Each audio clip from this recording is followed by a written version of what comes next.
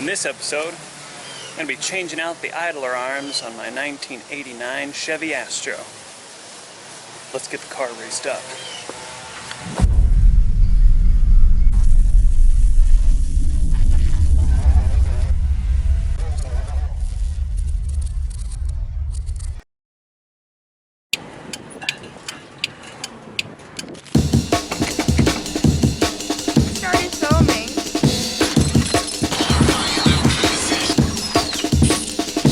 Saturate with axle grease. So when I was working on the front suspension, I realized there was a problem with the idler arm. I didn't know what it was, so I googled it a bunch, found out it was the idler arm. And the bushing in it is bad, and as you can see here, the whole idler arm is flexing, and it's going up and down, and it's causing the wheels to toe in. So the issue I was having is I was driving down the road, and it was a well-worn road, and what would happen is I would get in that and my wheels would just go and it would yank the wheel, and I could feel it pulling me into that, and I believe it to be that play in the idler arms, because it would just grab it and pull it, and it was a little stressful. The other thing I noticed is that there's a fair amount of distance, a degree of movement, where the wheels don't turn. So kind of like your old 1970s jalopy, how you gotta wiggle that wheel. I had to do the same thing just to stay in a lane, and to track a little bit more challenging because I'm constantly having to pull that wheel. So I bought the part to fix the idler arm. It cost this much.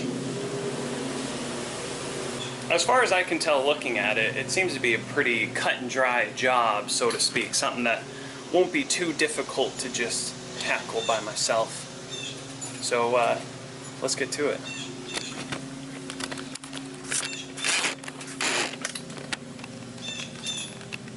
Dahlia. Well, this here's the part in question. You've got your left side and your right side, I think.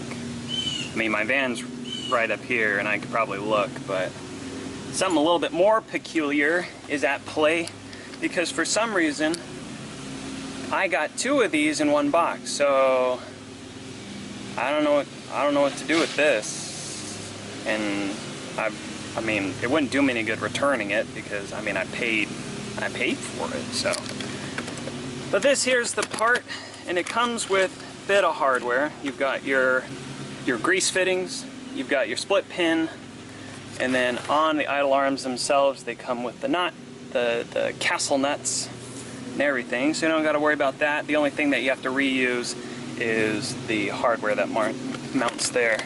Hello, Dahlia. But let's take some stuff apart then.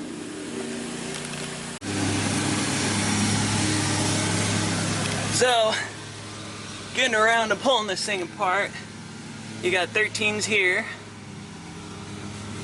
This is a 19. Yes, it's a 19. This is also a 19. And these are also the 13s. So these three things is all you need to remove. You are home free. Probably be best to remove this one first, and then get to removing these. So we'll go from there.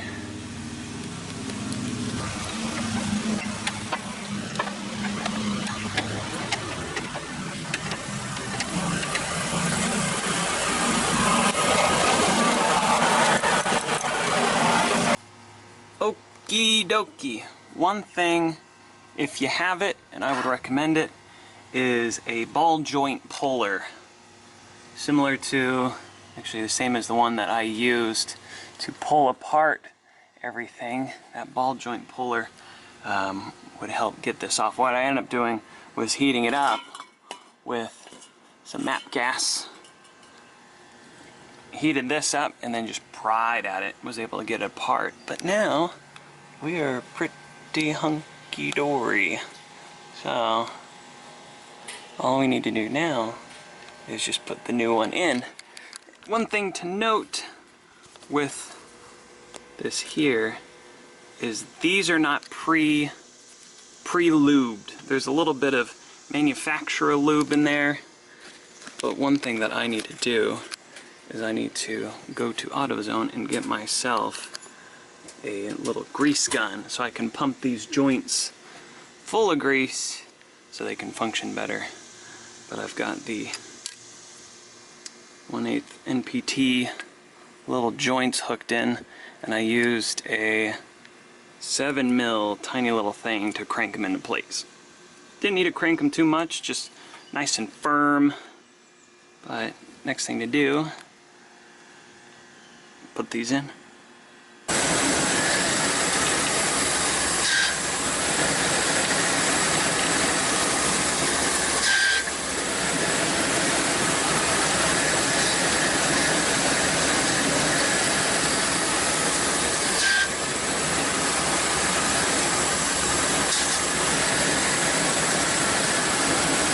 Alright, easy as that. The final step would actually be to get the grease gun, pump those things full of grease, and then you're rocking and rolling. Easy as that, cut and dry, easy peasy, eggs and bacon. So if you liked this video, if you found it highly profitable, highly educational, hit that like button. Don't forget to support me on Patreon if you want to. You don't have to if you don't want to. But $1 a month, you know, that's less than a cup of coffee. Or whatever they say on those commercials. Anywho, I love you. And I'll see you next time. Stay rusty.